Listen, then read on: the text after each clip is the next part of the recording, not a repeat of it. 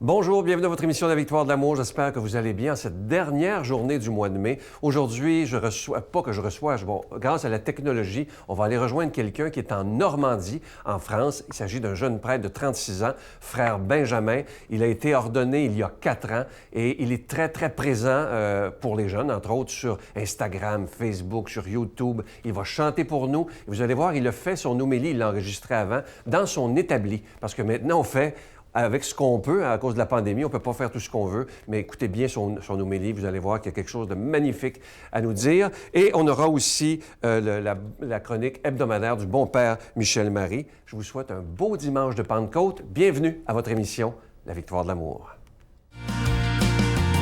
Si tu m'as donné ta vie, je te donne la mienne.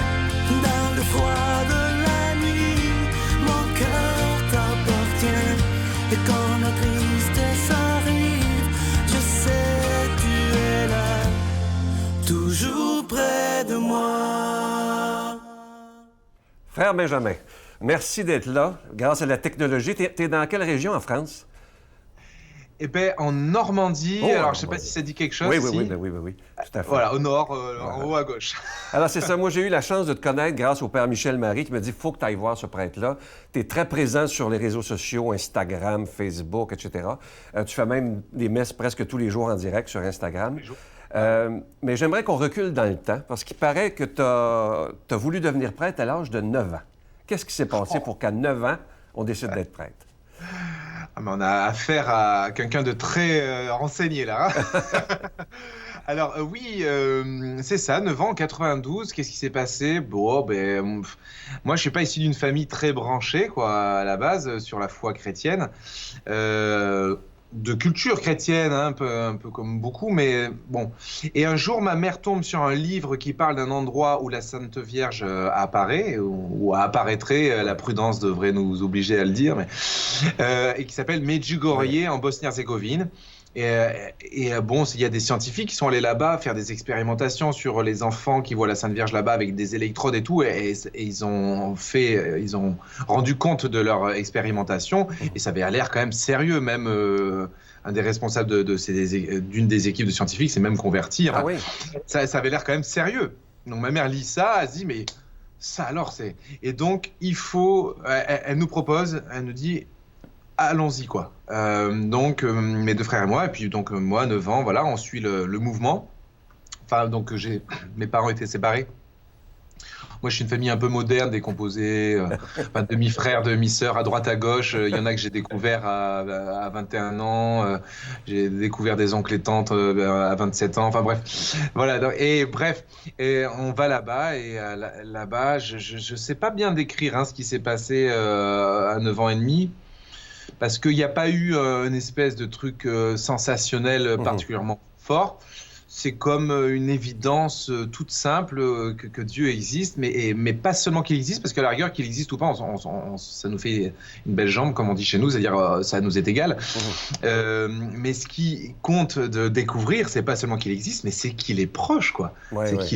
C'est que c'est pas un concept et tout, voilà, c'est une personne, c'est de l'amour, c'est l'amour, quoi. Ouais. Et quand j'ai découvert ça à 9 ans, je sais pas exactement ce qui s'est passé, mais je me suis dit, si c'est ça le bon Dieu, je serai prête, quoi.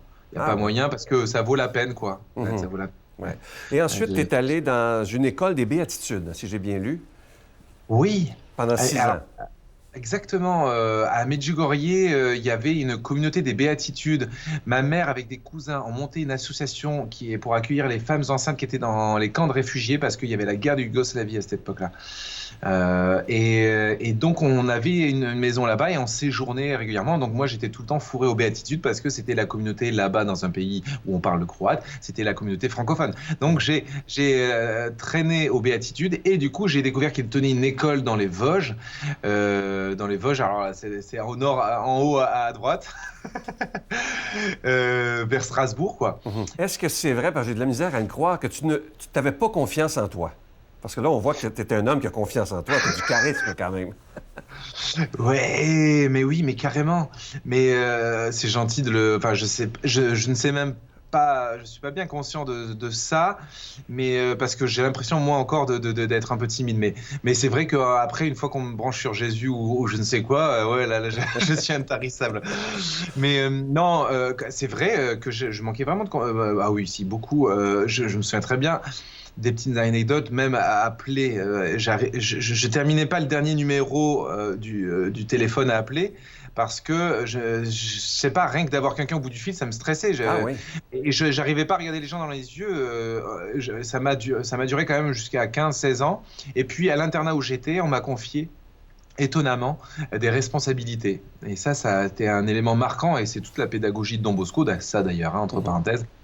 Et on m'a confié des responsabilités, alors que moi, je m'estimais être incapable de quelques responsabilités que ce soit.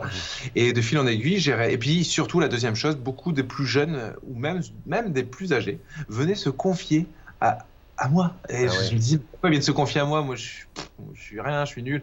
Voilà. Et c'est comme ça que petit à petit, je me suis dit, mais non, je suis un être à part entière, je suis le fils bien-aimé du Père, et je dois vivre comme un enfant de Dieu, quoi. Et donc, petit à petit, le Seigneur m'a vraiment guéri. Mais c'est normal, c'est aussi, moi, j'ai grandi sans papa. Enfin, j'ai eu un père adoptif pendant quelques temps, mais mon père, mon vrai père, il s'est barré à ma naissance, donc forcément ça marque un peu des fragilités, etc. Donc, donc Dieu m'a guéri de beaucoup de choses. Hein. Ah ouais. Bon, la vie, hein, ce genre de circonstances. Ouais. Quand tu es sorti des Béatitudes, bon, évidemment, c'était comme un cocon protégé. Quand tu es sorti, il y a des gens d'église qui t'ont déçu. Et ça t'a un peu brisé. Alors, en sortant des Béatitudes, bien entendu, je voulais devenir prêtre, mais je voulais faire des études qu'un prêtre ne faisait. Je savais qu'il ne faisait pas plus que ça, et en l'occurrence de la psychologie. Je me disais, mais comment peut-on être prêtre sans avoir fait des études de psychologie? Ça me paraissait, en tout cas à l'époque, hyper important. Et donc je suis rentré à la fac, et dans ce parcours-là, où je suis à fond au cœur du monde, d'une vie d'étudiant, d'une grande ville étudiante comme Strasbourg, il y a toute une remise en cause générale. Alors, bien sûr, il y a certains regards sur l'Église Ouais, j'ai découvert certaines fragilités de l'Église, effectivement, on va le dire comme ça, de façon un peu neutre. Mais bon, c'est un élément avec les études de psycho, avec la vie étudiante, tout ça, qui a fait que j'ai effectivement perdu, on pourrait dire, perdu la foi. Ah oui. Ça a duré, de 18 ans à 26 ans quasiment. Ah, oui, alors, perdu la foi, en tout cas, l'évidence de la foi, les sentiments, alors tout ce qui est la prière, plus rien, le désert. Pendant 8 ans quand même, hein? Ah ouais. Désert. C'était embêtant parce que je voulais devenir prêtre, alors c'était quand même embêtant de perdre la foi. C'était pas pratique. Alors, qu'est-ce qui fait que cette foi-là, elle est revenue? Il y a plusieurs... bien sûr, c'est un processus. D'abord, il a fallu que j'accepte, que j'accueille ce moment de sécheresse, et puis surtout, à un moment donné, que je fasse un choix. C'est le pari de Pascal, qui m'a sauvé, voilà. Pour les gens qui ne savent pas c'est quoi, c'est juste bien l'expliquer. Ouais, très simple, 4 possibilités, ou même 2.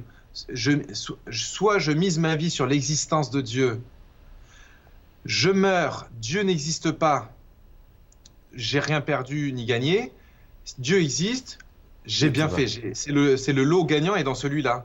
Et l'autre lot, c'est je mise ma vie sur la non-existence de Dieu. Je meurs, il n'existe pas, bon, j'ai rien perdu ni gagné.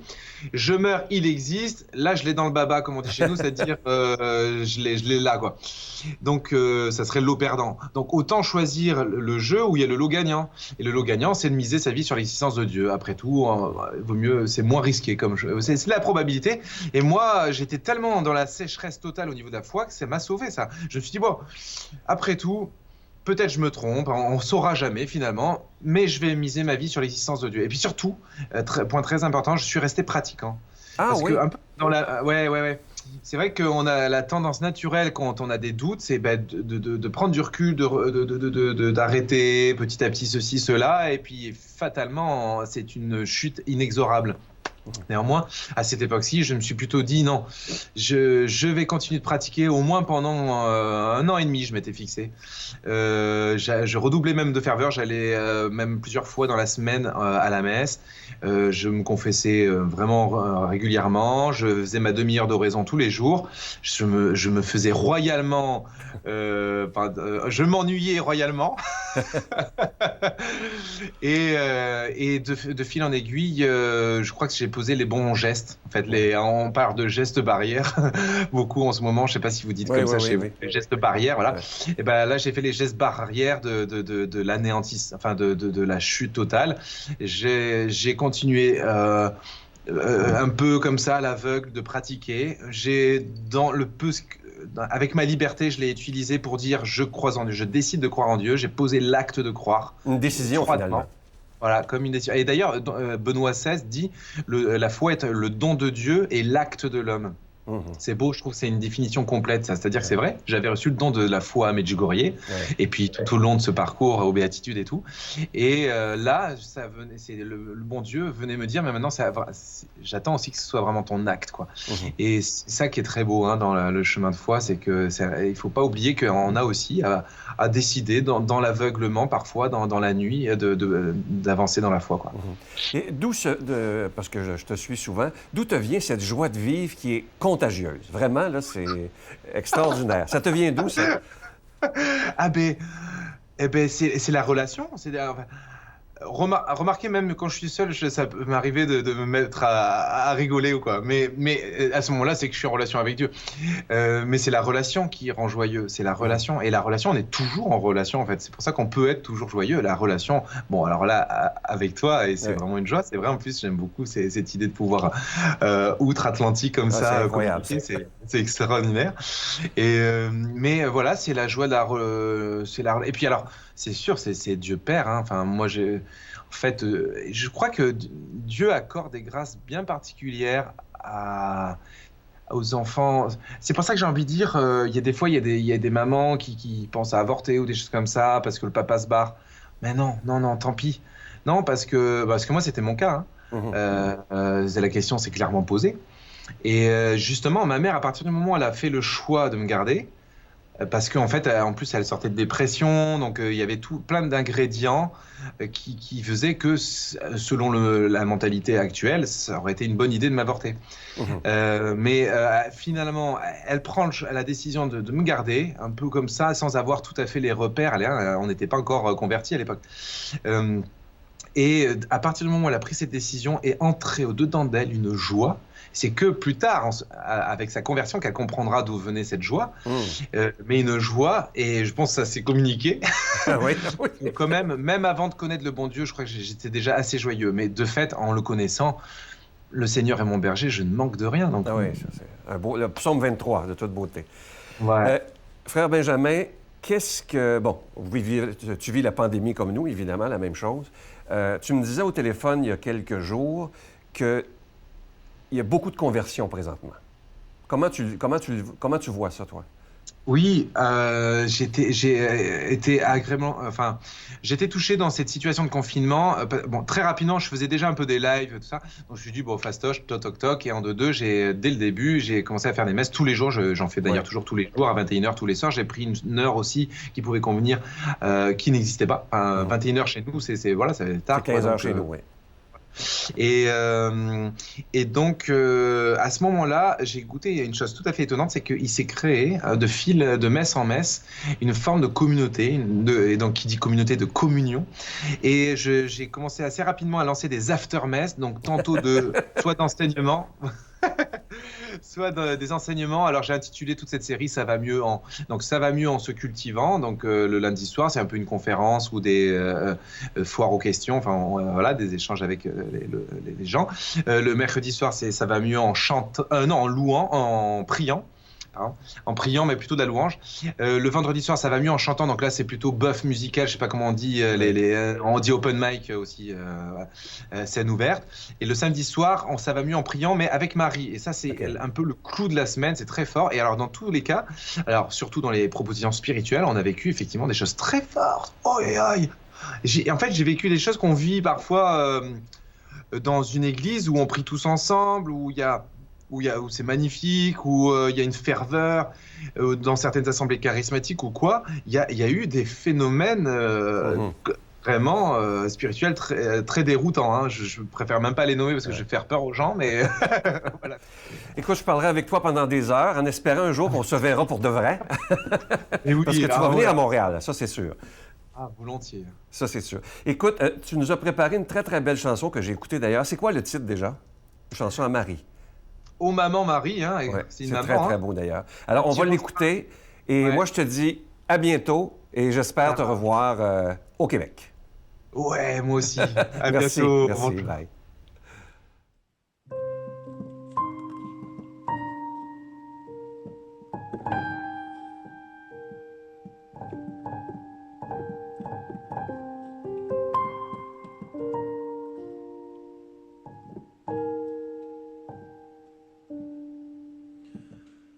Oh maman Marie,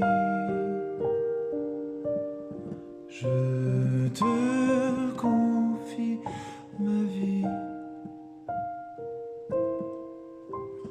Toi qui fais craquer le cœur de Dieu, écoute mon cri, mon cri. Oh maman Marie, je te confie ma vie. Toi qui fais craquer le cœur de Dieu, écoute mon cri, mon cri. Oh maman Marie, je te confie ma vie. Toi qui fais craquer le cœur de Dieu, écoute mon cri, mon cri, mon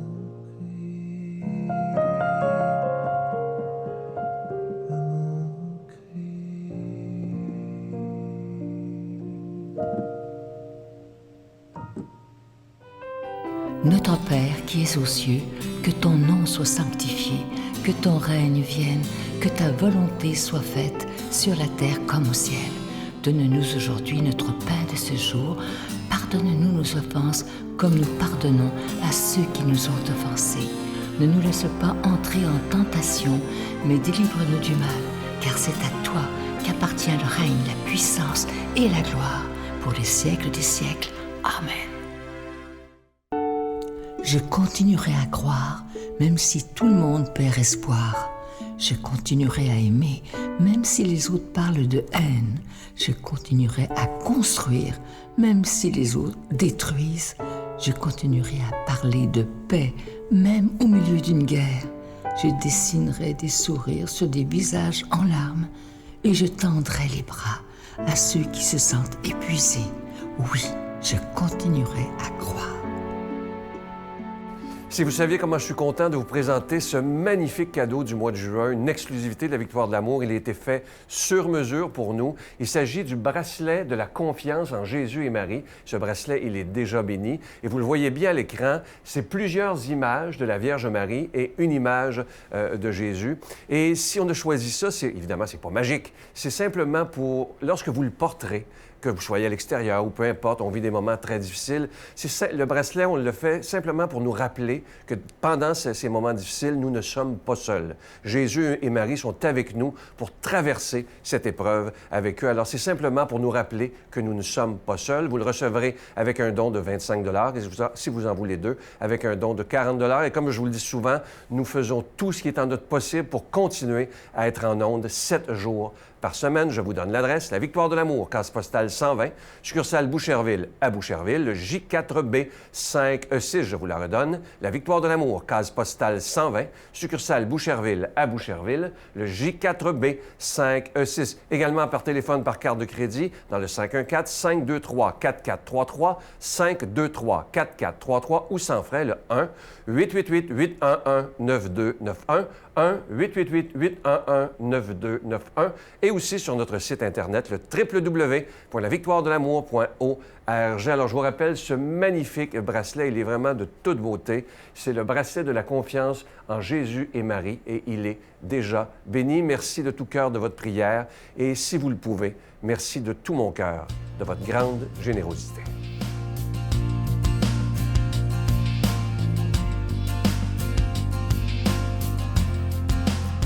Chers amis, aujourd'hui, ce n'est pas une question qui nous unit, mais une histoire que je viens de vivre à un feu rouge d'une des plus grandes artères de la ville de Paris. J'étais sur le trottoir, bien tranquille, j'attendais que le feu passe au vert pour traverser. Pour une fois, vous voyez, j'étais prudent, quand une voiture m'a frôlé. C'est alors que le conducteur, en voyant ma soutane noire qui perçait sous mon manteau, s'est écrié « Salam alaikum ». Alors, un peu amusé, je me suis tourné vers un monsieur qui était à côté de moi et je lui ai dit en souriant « Il m'a pris pour un musulman ». Et du tac au tac, il m'a répondu « Mais c'est le même Dieu !» De toute façon, il n'existe pas. Sinon, tous les maux de la terre seraient réglés. Alors là, j'étais bien content d'être avec lui. Je lui ai répondu « L'important, voyez monsieur, c'est de continuer à s'interroger sur sa possible existence. Vous ne croyez pas ?» Et là, d'un pas résolu, cet homme s'en est allé à moitié énervé en me lançant « C'est ça, interrogez-vous ». Moi, en tout cas, non, je ne m'interroge pas. Voilà un dialogue très intéressant auquel chacun de nous peut être confronté. Alors, si vous le permettez, maintenant, nous allons reprendre les choses dans l'ordre. Un petit musulman qui prie Allah ou un juif qui invoque Adonai ou Yachem prie en effet le même Dieu que moi, c'est-à-dire le créateur du ciel et de la terre, le Père du Christ. La seule différence, c'est que nous, les chrétiens, nous connaissons l'être de Dieu à travers l'être du Christ qui n'est qu'amour et miséricorde absolue. Ce n'est pas un Dieu qui nous surplombe, mais un Dieu qui nous habite. Le Dieu tout-puissant, dominateur, pouvant à son gré punir l'humanité pécheresse, n'existe pas en christianisme. Mais je reviens maintenant à cet homme que j'ai croisé. Vous vous souvenez qu'il m'a dit, si Dieu existait, il réglerait tous les maux des hommes. Eh bien, c'est là, il faut bien le reconnaître, une vision très utilitariste de Dieu. Et là, je pense à ces enfants qui aiment leur oncle ou leur tante, mais qui leur font 50 000 salam aleik pendant les fêtes de Noël parce qu'ils espèrent d'eux un beau billet de 50 €. Ce n'est pas très beau tout cela, n'est-ce pas? Eh bien, on peut en faire autant avec Dieu. Attention, il faut aimer Dieu parce qu'il est Dieu et qu'il nous a créés, et non pas parce qu'il éponge toutes nos bêtises. La terre nous est confiée. Dieu, croyez-moi, fait sa partie, mais c'est à nous aussi de faire la nôtre. Quant aux athées que vous pouvez croiser, continuez de leur dire qu'il faut qu'ils s'interrogent sur l'existence de Dieu. Et cela jusqu'à leur dernier souffle. C'est là une question tellement lourde de conséquences qu'il ne faut pas s'empresser de la régler. À bientôt. Mon Dieu, donnez-moi la sérénité d'accepter les choses que je ne peux changer, le courage de changer les choses que je peux et la sagesse d'en connaître la différence. Amen.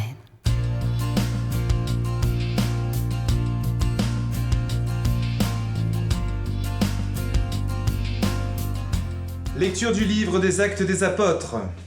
Quand arriva le jour de la Pentecôte, au terme des 50 jours après Pâques, ils se trouvaient réunis tous ensemble. Soudain, un bruit survint du ciel, comme un violent coup de vent. La maison où ils étaient assis en fut remplie tout entière. Alors leur apparurent des langues qu'on aurait dites de feu, qui se partageaient, et il s'en posa une sur chacun d'eux. Tous furent remplis d'Esprit Saint. Ils se mirent à parler en d'autres langues, et chacun s'exprimait selon le don de l'Esprit. Or, il y avait, résidant à Jérusalem, des Juifs religieux venant de toutes les nations sous le ciel. Lorsque ceux-ci entendirent la voix qui retentissait, ils se rassemblèrent en foule. Ils étaient en pleine confusion parce que chacun d'eux entendait dans son propre dialecte ceux qui parlaient. Dans la stupéfaction et l'émerveillement, ils disaient « Ces gens qui parlent, ne sont-ils pas tous galiléens ? Comment se fait-il que chacun de nous les entend dans son propre dialecte, sa langue maternelle ? Parthes, Médès et Élamites, habitants de la Mésopotamie, de la Judée, de la Cappadoce, de la province du Pont et de celle d'Asie, de la Phrygie, de la Pamphylie, de l'Égypte et des contrées de Libye proche de Cyrène, Romains de passage, Juifs de naissance et convertis, Crétois et Arabes, tous nous les entendons parler dans nos langues des merveilles de Dieu. Ouh, qu'est-ce que c'est beau, merci Seigneur. Ah ouais, alors d'habitude on lit l'évangile, mais je trouvais que ça avait du sens ce jour de Pentecôte de plutôt lire le récit de la Pentecôte. Et comment rebondir sur un tel passage ? Vous savez, quand on lit un peu les Actes des Apôtres, j'ai l'impression de me plonger dans des vieux albums familiaux de photos, où voilà, on se replonge dans le bon vieux temps. Mais il ne faudrait pas se replonger dans le bon vieux temps de façon purement nostalgique et basta. On se replonge dans ces moments-là pour se dire, mais tiens, mais qu'est-ce que j'ai fait ? Qu'est-ce que j'ai fait de ces flammes de feu là qui sont tombées sur les apôtres ? Moi, elle est où ma flamme ? Elle est où ma flamme ? Non mais c'est vrai, il faut se poser la question quand même, on doit se dire, c'est pas juste un récit de héros, c'est pas des fables de La Fontaine, c'est pas des mythes de l'Antiquité ou que sais-je.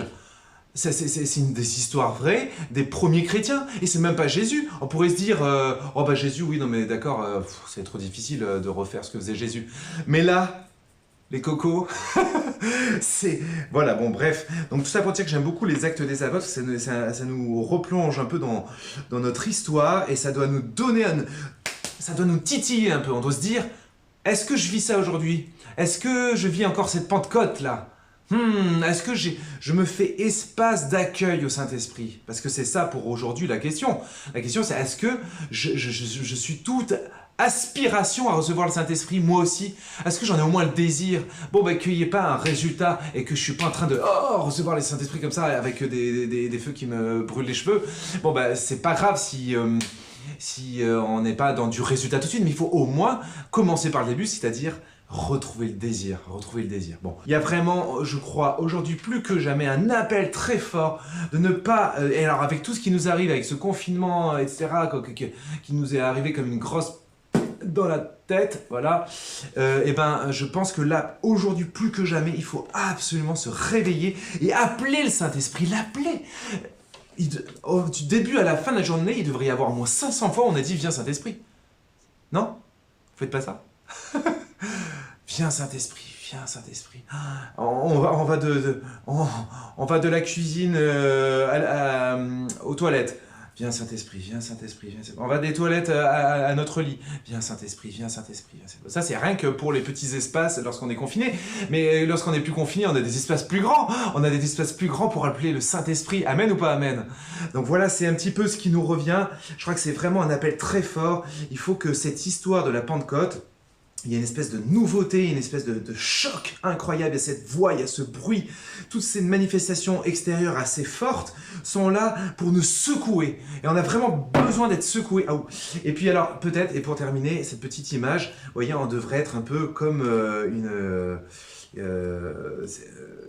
ça, je sais plus comment ça s'appelle, c'est-à-dire être docile au vent de l'esprit et voilà, se laisser orienter par là où il veut qu'on s'oriente, et puis bien entendu en se laissant vraiment en remplir de lui, eh bien on produit de l'énergie, et ça c'est l'énergie dont le monde crève, mes amis. Le monde crève, on a besoin du feu du Saint-Esprit. Si nous les chrétiens on n'est pas réveillés, un peu secoués, si on n'a pas le feu, si on n'a pas le désir du ciel, et si on n'a pas le désir du Saint-Esprit, mais qu'est-ce que vous voulez que la planète elle va continuer de bon, bref. Voilà, en tout cas, merci, que le Seigneur vous bénisse, vraiment je vous bénis de tout cœur, chers amis, au nom du Père, du Fils et du Saint-Esprit. Amen. Je vous salue Marie, pleine de grâce. Le Seigneur est avec vous. Vous êtes bénie entre toutes les femmes, et Jésus, le fruit de vos entrailles, est béni. Sainte Marie, Mère de Dieu, priez pour nous pauvres pécheurs, maintenant et à l'heure de notre mort. Amen.